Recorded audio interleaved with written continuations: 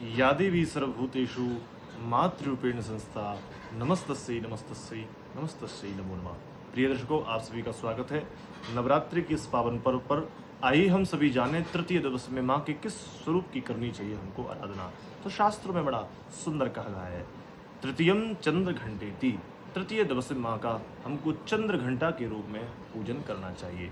आखिर माँ ने चंद्र घंटा का स्वरूप क्यों धारण किया और किस विधि से हमको चंद्र घंटा माँ की पूजा करनी चाहिए। माँ ने इस चंद्र घंटा के स्वरूप को क्यों धारण किया? जब सारे विश्व पर महिषासुर नाम का दैत्य सारे इंद्र के सिंहासन को प्राप्त करके त्रैलोक पर विजय प्राप्त करना चाह रहा था, सारे देवता थर थर कांप रहे, अब क्या करें, हम किसकी शरण में जाएं।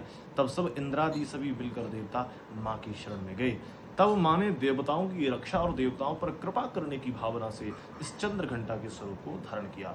माँ चंद्र घंटा जिनकी 10 भुजाएं हैं और जिनके 3 नेत्र हैं, माथे पर जिन्होंने अर्धचंद्र और घंटा को धारण किए हुए हैं, सिंह पर सवार हैं और स्वर्ण सी कांतिमय उनकी जो चमचमाती देह है, माता जो चंद्र घंटा है उनका बड़ा ही दिव्य स्वरूप है। जिन भक्तों को, जिन लोगों को अपने शत्रुओं पर बहुत ज़्यादा परेशानी हो रही हो, शत्रु जिन पर बार बार अटैक कर रहे हों, जिनका वीरता और साहस में जिनको कमी आ रही हो, ऐसे लोग अगर माँ के चंद्र घंटा स्वरूप की आराधना करते हैं तो निश्चित ही उनका तेज, ओज, बल, पराक्रम और उनका यश चारों ओर फैलेगा। माँ चंद्र घंटा को प्रसन्न करने के लिए लाल और पीले पुष्पों से हमको अर्चना करनी चाहिए और माँ चंद्र घंटा को प्रसन्न करने के लिए वह सुंदर भोग हमको मखाने की खीर का अर्पण करना चाहिए। आइए हम सभी जानें कैसे करें माँ चंद्र घंटा का पूजन और कैसे होगी माँ की दिव्य हम पर कृपा।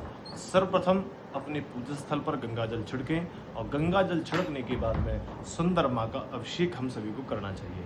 अभिषेक के उपरांत माँ को गंध, अक्षत पुष्प, अक्षत कुमकुम आदि से माँ का पूजन करें और माँ को जो सुंदर मखाने की खीर का भोग हमको अर्पण करना चाहिए। माँ चंद्र घंटा को प्रसन्न करने के लिए हमको पीले पुष्प अवश्य ही अर्पण करनी चाहिए, क्योंकि माँ चंद्र घंटा को लाल और पीले पुष्प अति ही प्रिय है।